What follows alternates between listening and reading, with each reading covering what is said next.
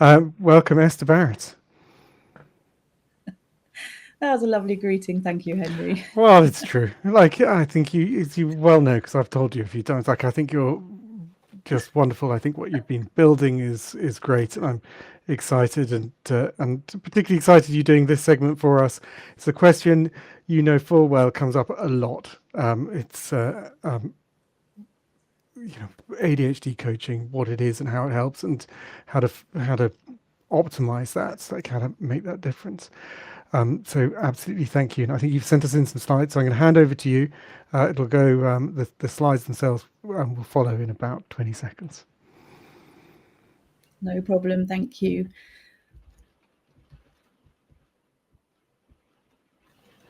You should definitely talk about things, otherwise it's going to be an awkward silence for us all.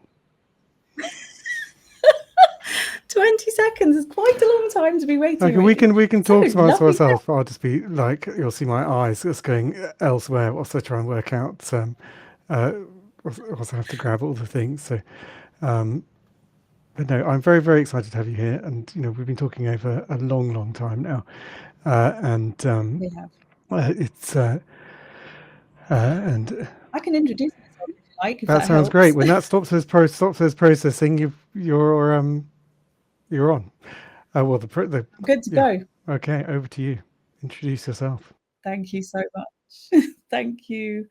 So while that's loading, my name's Esther Barrett, and I'm an ADHD coach.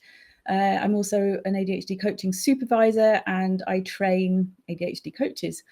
I was diagnosed at the age of 53 with ADHD after my son had been telling me for about 10 years that, Mum, you clearly have ADHD. And I was completely oblivious to the whole thing until the pandemic, when I started delivering teaching training online and had to look at myself on a screen much more than usual. And I noticed how much I moved and how much I was like putting lip salve on and drinking water. And you'll see me doing that today as well.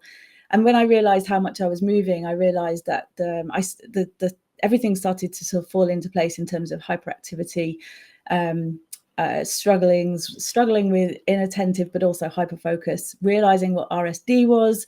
And then suddenly I was like, oh, yes, I see it now.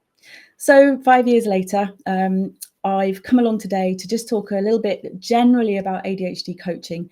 And perhaps we'll go on to slide 2 now, just to describe exactly what it is that I would like to do today, which is something around finding a coach, but also something around how we might work together as well.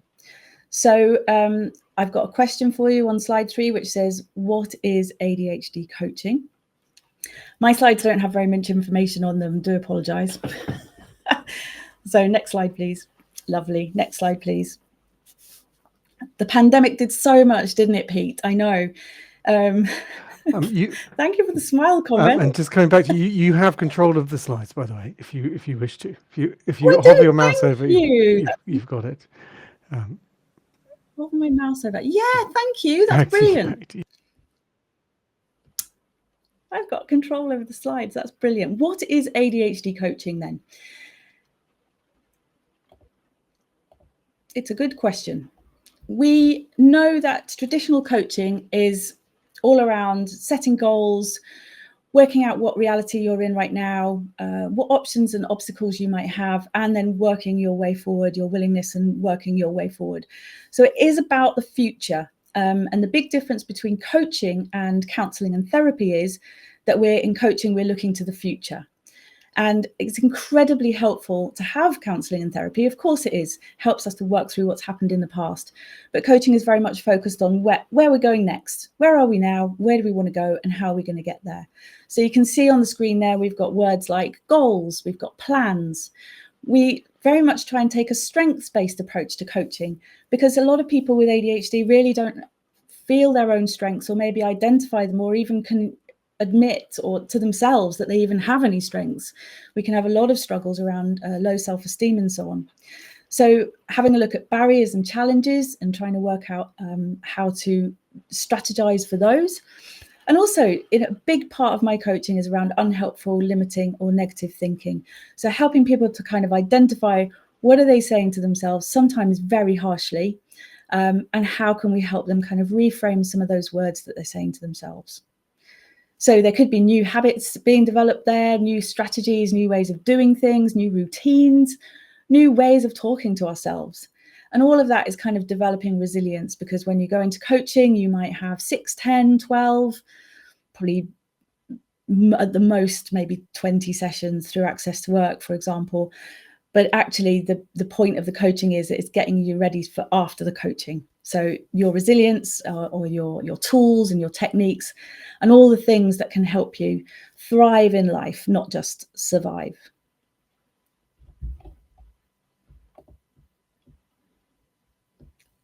So how will you find an ADHD coach? What do you need to kind of ask, and where do you need to go? So you might want to have a look on the ADHD UK marketplace. Of course, if you're in this conference today, you know all about the ADHD UK charity, and you probably know about their marketplace. And there are many excellent coaches in the marketplace. There are 2 versions of the marketplace. There's the regular marketplace for more experienced coaches, and then there's the low-cost marketplace.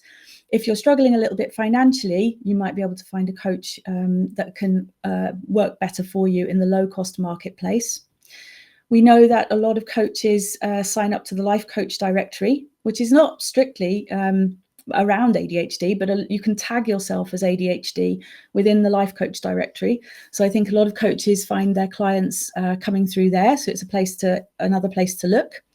There are specialist companies out there, probably a bit too many. You're probably sitting there thinking to yourself, if you Google something like, I want an ADHD coach, there is multiple, many, probably thousands of hits that come up for you. So there are some specialist companies out there who might be useful for you to kind of tap into as well. And then social media and community recommendations. We were just talking about community a moment ago and how important that is. And word of mouth is still probably one of the best ways to access any kind of service, really. Be that word of mouth through social media or through community recommendations, and the likes of Facebook forums, for example. So what you might want to ask a potential ADHD coach is around their experience and their qualifications. So some coaches are much newer to coaching. Obviously, we've had 2.5 years ago, there were no accredited ADHD coaching training courses in the UK, and I know we're from all over the world in this meeting today. But it's only really recently, certainly from a UK perspective, that we've had those kind of qualifications for people to be able to do. So we've got many new coaches on the scene, and that's brilliant, because we're all learning together as a community, I think, how we want that coaching to be. So it's not just, it's a collaborative effort between our coaches and our clients. So ask what their experience is, by all means, with knowing that it's a fairly new profession. Having said that, there have been many ADHD coaches already practicing for a very long time who are very experienced and excellent. You might want to ask them how they're qualified in terms of the courses that they've done. It's quite good to ask them if they've done a specialist ADHD or neurodiversity coach training course. That could be the difference between having somebody who is nothing wrong with life experience, completely understand that. But sometimes that specialist course that can give you those tools and techniques to work with your client can be incredibly useful. Ideally, the coaching training course will have been accredited by a professional body. So that might be the Association for Coaching, the Universal Coaching Alliance, the ICF, or the EMCC, or even an ILM accredited course. There aren't any specialist ones of those at the moment, but I'm sure that will come.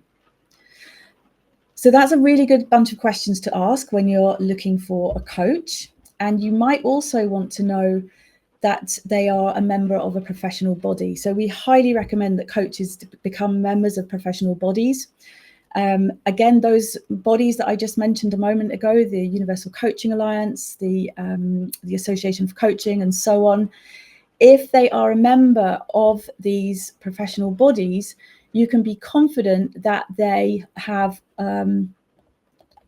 they're working to a competency framework, that they've been trained, that they've committed to doing CPD, continuing professional development, and that they are receiving regular supervision, which is very important for a coach, any coach, but for ADHD coaches in particular, it's very important that we have supervision, because actually we need support as well. We've got ADHD, I've got ADHD, autism and dyscalculia. I need my supervisor to support me, because sometimes there can be emotional situations, there can be ethical dilemmas, there can just be learnings. You know, we don't know everything straight away, and we're learning all the time.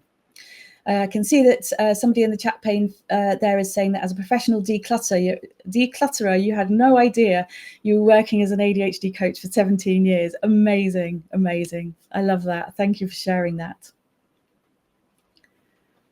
Okay, so in terms of working together then, there's a few things that you might want to ask again, questions, having a think about things like what is going on their website, do their style, their marketing, their promotions, does that fit with your values?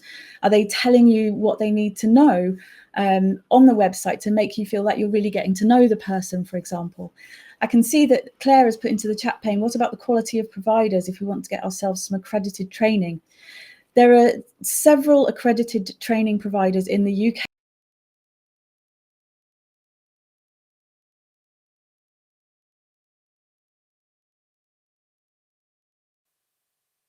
Well, that's exciting. That didn't. We've got an. Hello. Hello, what happened? I don't know. You disappeared. Had I'm suddenly. Well, welcome back. Thank you. Let's put you back. I'll carry on. I'll carry on regardless. So yes. So what I was saying, have a look at their online profile. Have a look, get the vibe, get the feel. Do they feel like the right person for you? And likewise, somebody in the chat pane just asked about accredited courses. So have a feel for that as well. When you go onto the course provider's website, you know, are they saying things that you agree with? Is the ethos or the values the same? Is it accessible? Is it inclusive? Is it neuroaffirming? So